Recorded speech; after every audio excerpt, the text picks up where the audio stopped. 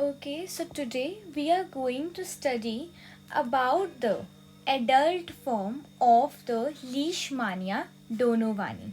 Okay तो अभी हमने एक पर्टिकुलर स्पीशीज़ उठा लिया है. अब हम उसी की स्टडी करेंगे कि हाँ उसकी लाइफ हिस्ट्री क्या है, उसका लाइफ साइकिल कि वो कैसे इन्फेक्ट करता है ह्यूमन बीइंग्स में या सैंड फ्लाई में. सैंड फ्लाई का अभी हमने साइंटिफिक नेम स्टडी किया, वो क्या था हमारे पास, फ्लीबोटोमिस आर्जेंटिपिस. नाउ अब सबसे पहले क्या होगा, मैं आपको थोड़ा सा ओवरव्यू देती हूँ. ठीक है, तो जैसे कि हमने बोला कि इसकी दो फॉर्म्स होती हैं, राइट. एक है मैस्टिगोट, एक है ए मैस्टिगोट. नाउ अब कई बच्चों को ये भी प्रॉब्लम हो सकती है कि ये फॉर्म्स आई कहाँ से. ओके, सो नाउ जैसे हम ह्यूमन बीइंग्स में भी हम क्या होते हैं, हम कभी टोडलर्स होते हैं, हमें चलना भी नहीं आता है, राइट. फिर हम किड्स, फिर हम थोड़े से बड़े हो जाते हैं, राइट. फिर हमें चलना आ जाता है एंड देन उसके बाद हमारी टीनेज स्टार्ट होती है, तो हमें और डेवलपमेंटल चेंज आते हैं, हम प्यूबर्टी को हिट करते हैं. ठीक है, इसके बाद हम फिर से थोड़े एडल्टहुड में चले जाते हैं, राइट. सो हमारी भी ज़िंदगी में कुछ स्टेजेस आते हैं. वैसे जो हमारी फ्लेबोटोमिस आर्जेंटिपिस है, जो हमारी ये सनफ्लाई है, इसकी भी लाइफ हिस्ट्री में थोड़ी सी चेंजेस आती हैं. अब वो दो तरह, अब बस दो इसमें स्टेजेस हैं. एक है कभी ये मैस्टिगोट में चेंज हो जाता है, कभी ये ए मैस्टिगोट में चेंज हो जाता है. ठीक है ना. अब इसकी ए मैस्टिगोट जो स्टेज है वो एडल्ट फॉर्म है, ठीक है, और जो इसकी मैस्टिगोट है वो इसकी यंग फॉर्म है. ओके, सो नाउ जो अभी आपके सामने है, फिर वो कौन सी फॉर्म होगी, ये एडल्ट फॉर्म है तो ये कौन सी होगी, मैस्टिगोट फॉर्म होगी. ऑलराइट, तो अब हम इसकी मैस्टिगोट फॉर्म जो है अब उसको थोड़ा सा स्टडी करते हैं.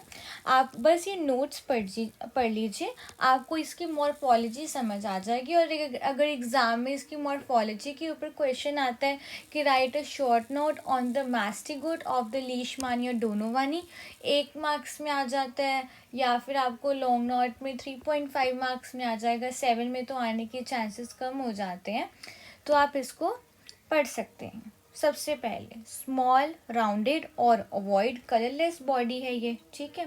तो सबसे पहले ये बहुत छोटी सी, ठीक है, राउंडेड, ओवॉइड और कलरलेस बॉडी है, इसलिए मैंने इसके बीच में कोई कलर नहीं किया. याद रखना कि इसके बीच में कोई भी कलर नहीं होता है. इसका डायामीटर हमेशा याद रखो, 1.5 mu m in the diameter. जब ऐसे डायमेंशंस याद ना हो उसे डायग्राम में इंडल्ज कर दीजिए. 1.5 म्यू एम इन डायामीटर. ना अब ये बाउंडेड है, ठीक है, किसके साथ, बायोफोम मेम्ब्रेन पेलिकल. तो ये जो हमारे पास यहाँ पर, अभी मैं बनाकर दिखाती हूँ, ये रुक जाइए. मान लेते हैं हमारी पेलिकल येलो कलर की है, तो ये ऐसे पूरा बाउंड करेगी, ठीक है, bounded by a firm membrane, that is the pellicle. Okay, ना अब इसका जो साइटोप्लाज्म है वो वैक्यूलेटेड है. सो ऐसे नज़र नहीं आ रहा, तो ये देखिए, ये थोड़े थोड़े वैक्यूल्स मैंने बनाया. मैंने पेंसिल से नोट्स बनाए थे, तो जब मैंने उसको इससे स्कैन करके इसकी फ़ोटो ली तो वो अल्टीमेटली वो गायब भी हो गए. So these are the vacuoles. So cytoplasm हमारा कैसा है, वैक्यूलेटेड है. हमें ये वाला पॉइंट भी. अब इसके बीच में वेसिकुलर न्यूक्लियस होता है. ओके, हम एक एक करके स्टडी कर रहे हैं. पहले पेलिकल, फिर साइटोप्लाज्म वैक्यूलेटेड है, फिर न्यूक्लियस कैसा है, वेसिकुलर न्यूक्लियस है. ये है वेसिकुलर न्यूक्लियस, ठीक है. अब ये कैसा होता है, हैविंग मोर न्यूक्लियोप्लाज्म, ठीक है. इसमें क्या है, ज़्यादा न्यूक्लियोप्लाज्म है और कम क्रोमैटिन है. तो अगर क्रोमैटिन कम है तो ये तो बड़े टेंशन की बात है.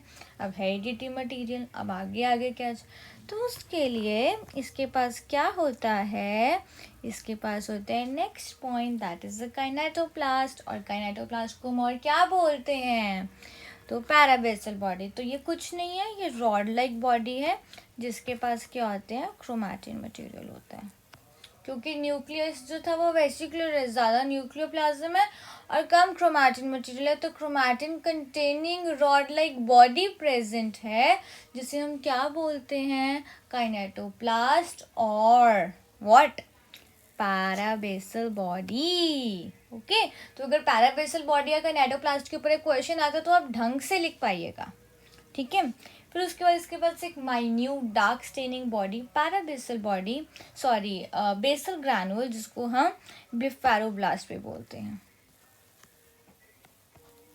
नेक्स्ट है इसके पास ना बच्चा जी, ये देखिए,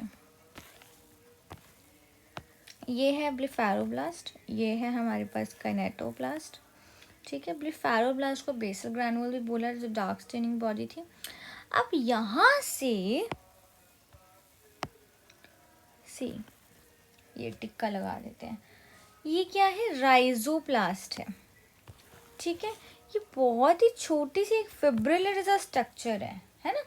नॉन फ्लैजिलेटेड होता है ये, कोई फ्लैजिला क्या होता है, जो हमारी बेसल बॉडी से स्टार्ट हो और पूरा एक लंबा सा खींचा जाए, बॉडी के साइटोप्लाज्म से बाहर भी जाए, मोटिलिटी तो प्रोवाइड करे, वो नॉन फ्लैजिलेटेड है।